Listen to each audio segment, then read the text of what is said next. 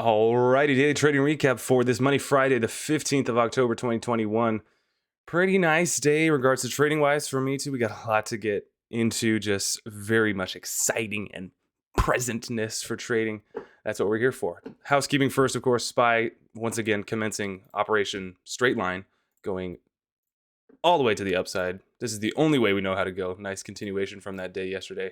We'll see if it does actually want to continue going forward here in the near-term future for next week. Dollar volume around the horn. Nasdaq's still pretty low in regards to dollar volume. 168 billion dollar volume compared to NYSE sitting at 229 billion dollar volume. OTC's 2.5 billion dollar volume for the day. Just a little over an hour after the close here.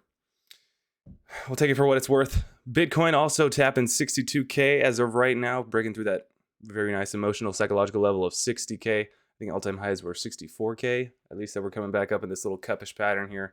So pretty nice to see. We're seeing a lot of Bitcoin sector movers coming back. OTC sector a little bit, we're seeing some. And then, of course, the Maras and the riots. NXTD had an amazing, incredible 70% spike today, too. I think they're also talking about the reverse share split. That point too today, so that may have had a little bit of an influence on that one. But other than that, coming in on the day for me, oops, that's the watch list. I was watching CRXT pretty hard, which I ended up taking a trade on actually.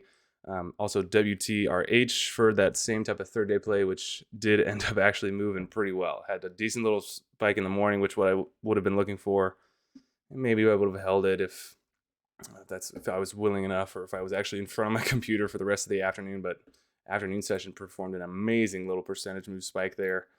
Coming from 1-2, you can establish a little, can see or identify an entry position here with volume building, coming close to that little previous spike after the failure, and then coming close to that high of day again, actually, and breaking through to the upside of 125, coming up to 124, high of 156. Very nice move on that one. And it wasn't the most insane, let's go to the daily.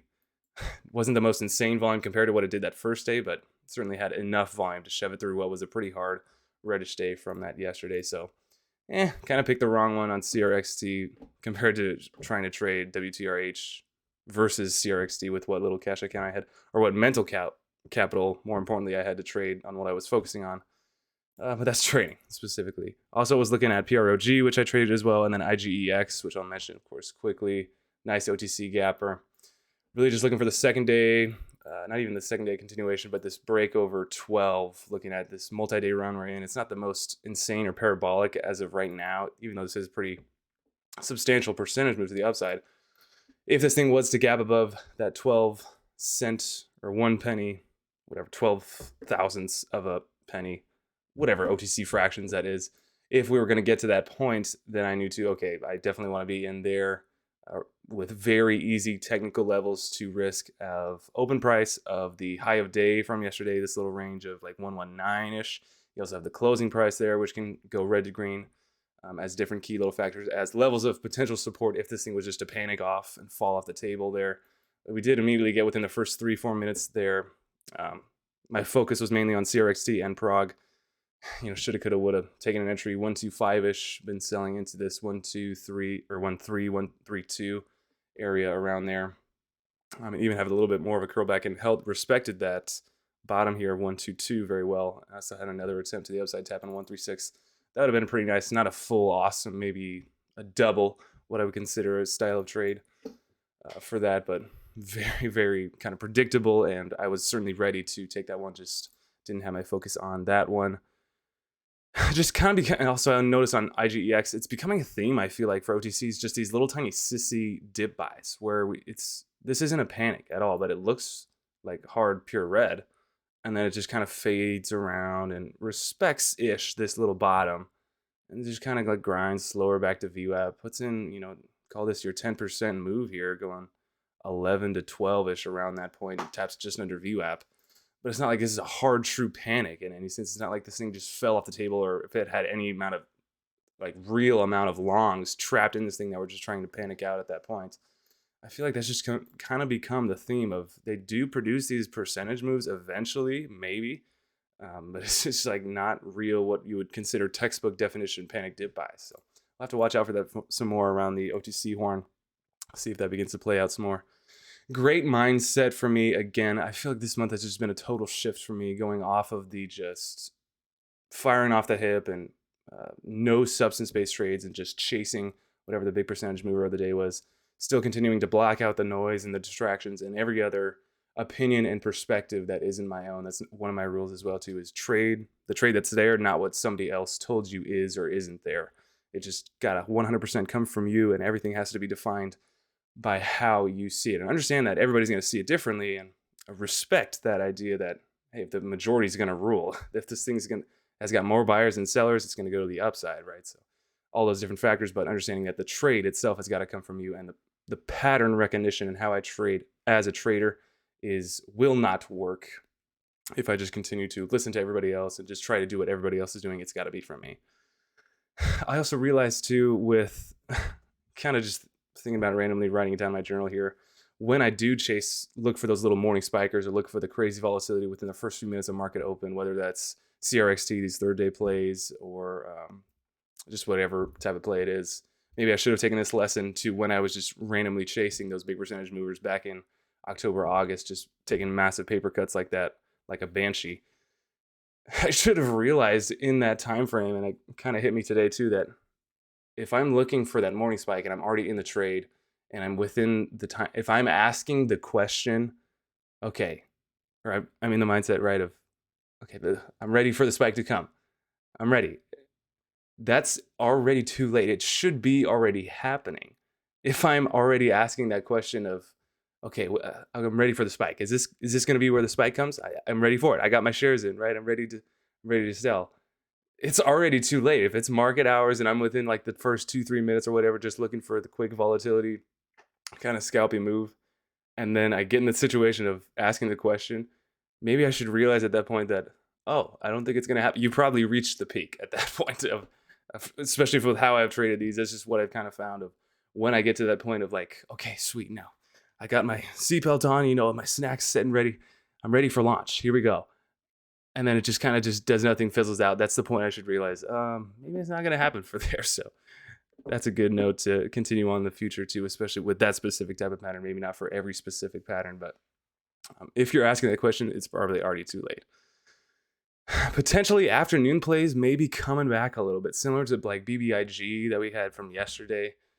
Today was a little bit of kind of a short squeezer from anybody who wanted to get this failed momentum continuation shorts to the downside. They were trying to get an easy little probable trade here that ended up getting reversed. But anyway, going off of the squeeze from yesterday, or this multi-day continuation run up here, which I was looking at, of course, similar to my other swing style of trades, afternoons have kind of been pretty decent. Same thing we see in JSPR today. We'll pull this one up. I watched this one in the pre-markets. It certainly wasn't a morning dump pattern for me too, for how close to the market open it was. Did I have any news catalysts I see here just specifically? Let's look over this quick. I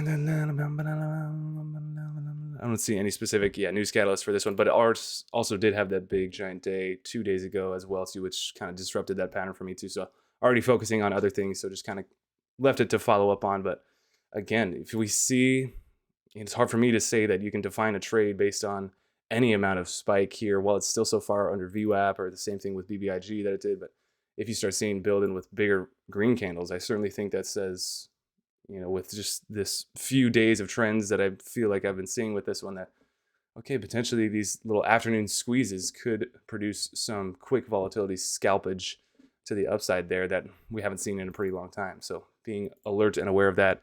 NXTP, same little kind of thing that was a little bit earlier, not necessarily the pure afternoon session, more so just kind of at the end of the lunch session. Just this quick move, scalp to the upside as it's holding VWAP to a sense, but then just kind of squeezing randomly. That could be a quick little long scalp there. This one was also short sale restricted as well too, so slapping some shorts that way for this former runnerness. But that was all I wanted to get to for the introduction. Now let's get into the charts for trading CRXT. Looking pretty convicted on this one for the third day play, for just how it held yesterday, the type of dollar volume it was moving, the daily that was here. This is super sketchy, criminal type of chart. We get this decent little move on the first day for the 13th. And now looking for any amount of poppage, any move over this area around 523, I was keeping my eye on as the point to say, okay, I think tape could start to speed up at that point if we're crossing the highs of days from yesterday, and I certainly want to be in. Sure enough, I was doing other stuff for the pre-market, putting in my trades through Trader Sync and messing around there, and that little thought in my head of, hey, go back and look at the charts. It's still pre-market, could do something crazy.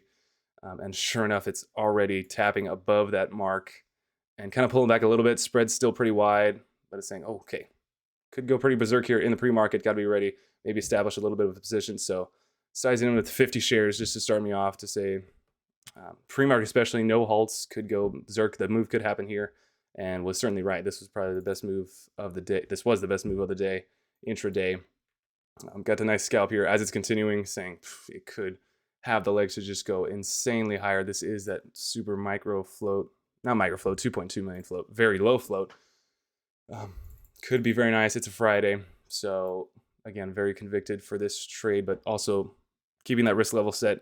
Didn't come into this one with a very hard risk level because it did kind of throw me off to say, oh shoot, it's pre-market and now this thing's going. This wasn't part of the trading plan that I came in with, the substance-based trade I wanted to do, but still adjusting on the fly and being ready to go as the price presented itself.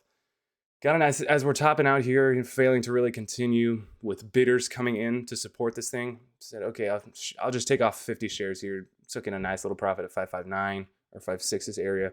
So still had 50 shares going into the market open. As we're just, the tape on this one was very slow. It wasn't fast at all. We only had 7,800 trades on the day in total. And it's definitely when we were in these bottom areas here, it was just, printing was non-existent, just wasn't happening. But as we got above VWAP, then it got a little bit faster for that. So within the first minute, just really doing nothing. We get the second minute candle that puts in a little bit more volume, some more bid supports coming in. We're getting nice action to the upside, slapping the ask. So I say, okay, I'm going to size in with another 50 shares here. Ideally, I was looking at 150 shares as the total position size for me to be in this one, but at this point, I was 100 shares. Still kind of skeptical if this was going to happen. We're still getting higher lows being put in. Now prices rising to the upside of VWAP, just still like lackluster volume, not the most insane or quick push to the upside, but was very ready and expecting, of course, to be ready for the risk level if this thing was going to drop off the table. Also combined with the opportunity that this thing just insanely slaps huge, goes berserk to the upside to be ready to push that trigger, knowing that this could be just a quick scalpy trade. Rejection at new high day attempt, 565-ish area here, but still holding VWAP, so I'm still giving it room. It's still kind of building, putting these higher lows. I get another 10 shares fill here as it's holding, not necessarily based on any level 2 I was seeing, but just saying, gosh, it's just holding too well. This certainly could be a long trap. That's why I took the 10 shares, but also saying it's holding pretty well. It could go berserk here. It's a super low floater and a Friday. And then fell off the table here. And I was very tempted to cut it after this candle for the low volume that it did in order to break that low. It said, okay, just give it breathing room, just let it do what it wants to do, give it that time. But then, of course, I think I talked about this a little bit yesterday with what chart that was, but the part of the trade that you have to factor in now too, as I give it that room to breathe, that now I have to factor in the certain amount of slippage that I have to take, and certainly took on this one as it breaks that obvious risk level. And even it's just so tough because to say when it breaks this VWAP line, then I know the probability of this trade happening is dropping off the table along with the price action. But I also don't think it's completely off the table. But at that point too, I also know that on top of that, could potentially speed up because other longs are also in that situation too of, okay, we're starting to press backs against the wall of where our stops are at or how much room we're going to give this thing to move to the upside. Just tough in all regards. And of course I get filled. If I had a stop in there, would I have gotten filled any better?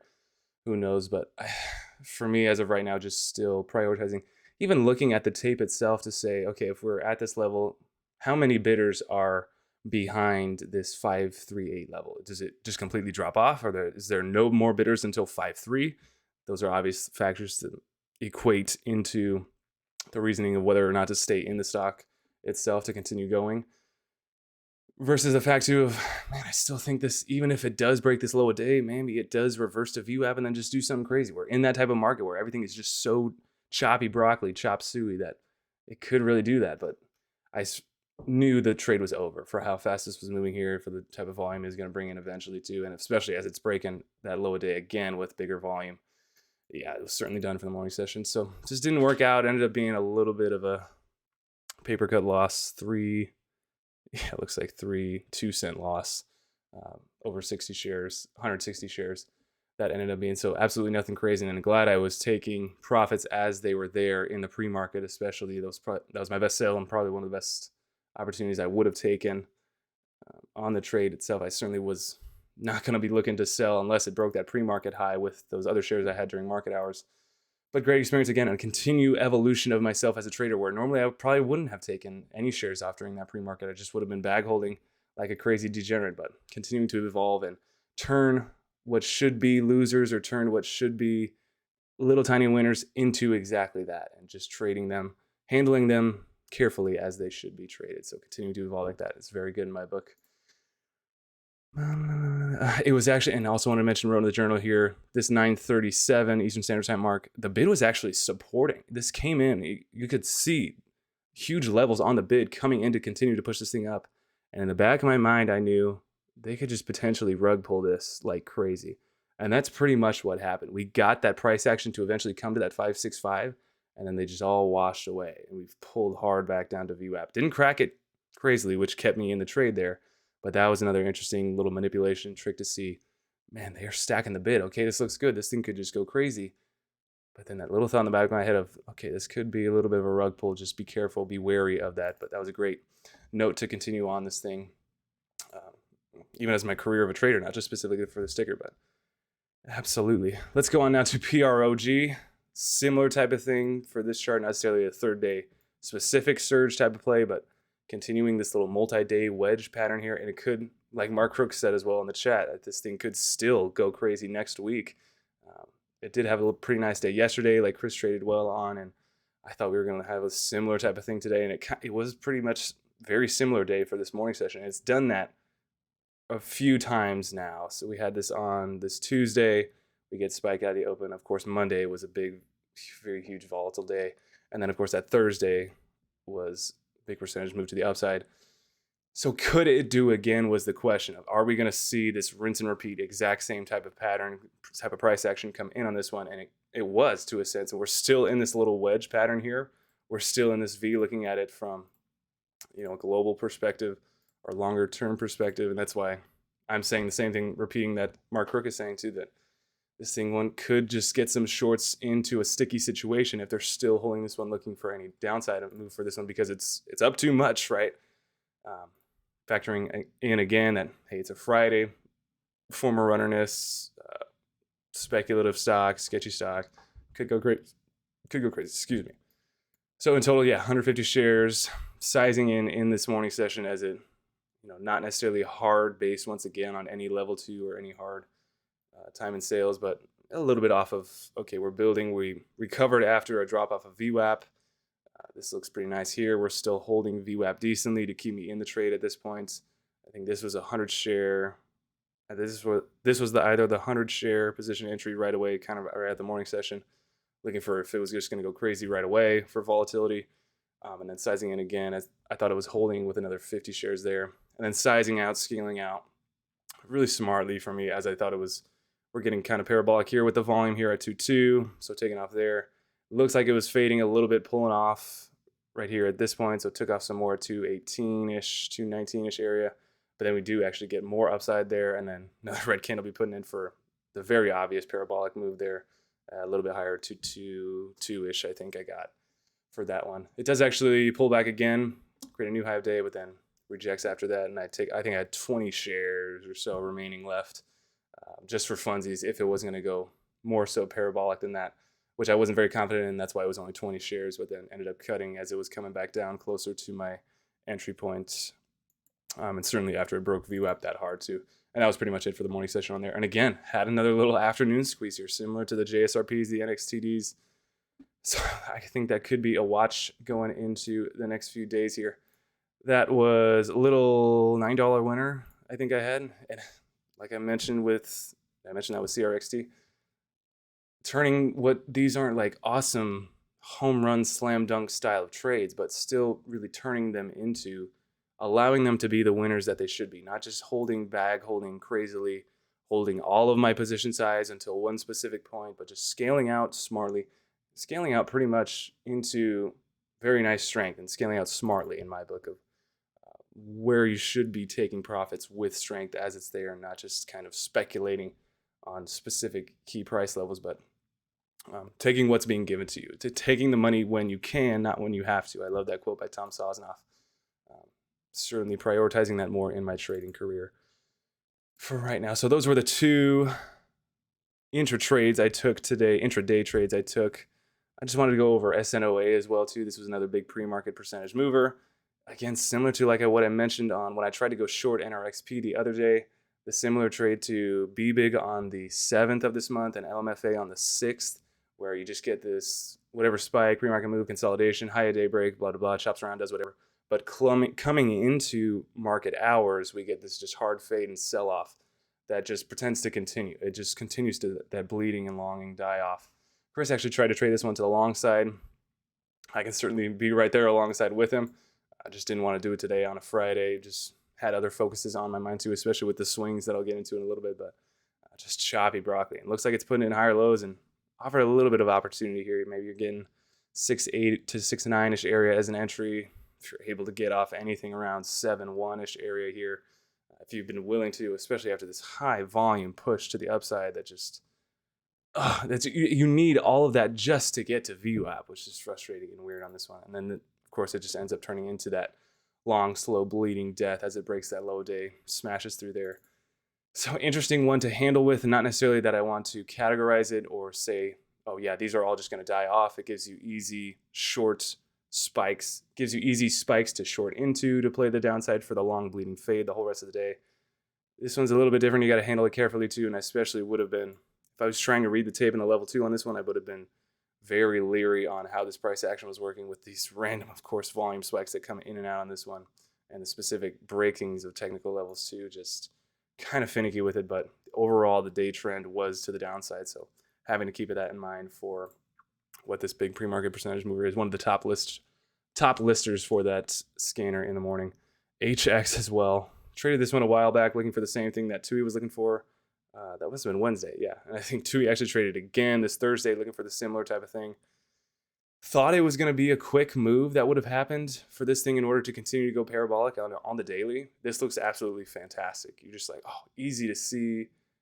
Breakout levels. This thing continues on. So awesome. But then looking at intraday, this is like slow and choppy. And you're just like, okay, yeah, I can see the blocks area of where I'd be looking as a trader of, okay, sweet, sell into that. Or you see this high at daybreak area here as it reclaims, or just anything around there, being able to base a trade off of that point as it's holding here in slow grind. But for me too, yes, I absolutely see that, but then also in the same sense of as you're in the trade of just like, oh, this is like choppy and sketchy, and so I don't think TUI actually even nailed the full extent of this chart and what it did because of that fact too, just how hard it was to potentially sit through that for what should be a very quick and rapid move.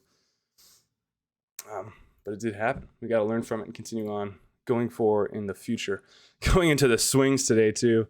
Took some decent time off, went grocery shopping today too, so I didn't stay in front of the computer screen for a good while the whole day. Pretty much an hour and a half after the open, I was out. And that's why I always keep any of my swings just super small, because I do not want to babysit them on the computer, be fretting over them any harder while I'm out doing stuff and constantly looking at tickers and charts and all this type of stuff. So, but then of course I have to bite the bullet sometimes when swings do work out, that I don't get that big percentage P&L move. But then of course when they go to the downside, I can't watch them intraday that hard, or specifically like I'll get into on OCGN is just, so I had a nice little dip by here actually on it. It was just pretty hard and pretty quick that came underneath this 9.5 $0.50 area. I thought, okay, this could reverse here pretty quickly, and did. Actually came back to the upside of VWAP. Was looking decent for that morning session at least, so filled back up to my 10 share position size, big swinger, and then just kind of faded. And of course I was way out, just not in touch with the computer screen at this point. Got this little double bottomish area here, breaks that bottom, tries again, but this little bit of support becomes resistance now. This thing just tanks off the table. So if I was watching it live, maybe as it's breaking that point, I just would have taken off and saying, okay, if you want to come back eventually, then I will certainly get in you again and swing you again. But it's on the daily, especially too, hard little red candle day, pretty much the biggest body of a candle from any of these days, which is not the most supportive to continuing to hold this as a swing to the upside for it to go just insanely parabolic, but we'll certainly keep an eye on it. And very tight leash for what it wants to do. After hours, kind of a little sketchy craziness here. Yeah, it's tough for me. If we get a gap down, man, it's going to be tough for me to continue to want to hold this thing. Of course, it's not the most crazy P&L percentage moves, but I have to keep in mind, I trade this as a normal trade, not like it's just free money, because it destroys the purpose of the trade and the learning experience that this is. Keep your focus on it. Even though it is a swing, that's why I do keep the position size low, but also keep in mind, hey, if you're going to start swinging, you potentially got to keep a closer eye on these types of things. So learning lessons all the way around, which I feel is good for me. Going over, trying to hold this Bitcoin sector related play. I still got 10 shares from 822. We did have a nice gap up on this one, which was necessary for me to hold this. If it had a gap down with Bitcoin moving as it is, then I'm saying this is not following Bitcoin whatsoever. I definitely would be looking to exit, even if I could get a break even at that point. But it's still looking pretty decent on the daily, building with volume, trend line to the upside still being put in. Just what more does it need from Bitcoin to push this thing any higher? It's not like it's a specific Bitcoin ETF, which is finally going to come out. Thank you so much. Pushing Bitcoin price higher. But then again, see, why are we trending down as Bitcoin's going up? That don't make no sense. Still a hold for me as of right now, but again, similar to OCGN. Not as tight of a leash as OCGN, but certainly going to be looking for this thing. If it has more downside, then I can say, sayonara, you are done for this learning session. And then NAKD as well. Still got 100 shares from 70 cents. Pretty tough day as well. Just hard selling in the morning. Not like it's panicking. Again, similar type of bigger bodied red candle day, which is not the greatest on a Friday. But again, it is a Friday. It's people don't want to be holding necessarily hard over the weekend. Really anything, whether it's short or long. Sometimes in both ways too. Maybe you're crazy and degenerate and you do want to hold over the weekend, but I can just see a little bit of selling coming into this one to push it down more. And still a hold in my book. Similar type of thing though with the other ones of this does have a pretty short leash. If we're breaking 65, yeah, definitely we'll be thinking of getting out. Hard cutoff if we're breaking below, closer to 60 cents there for this swing.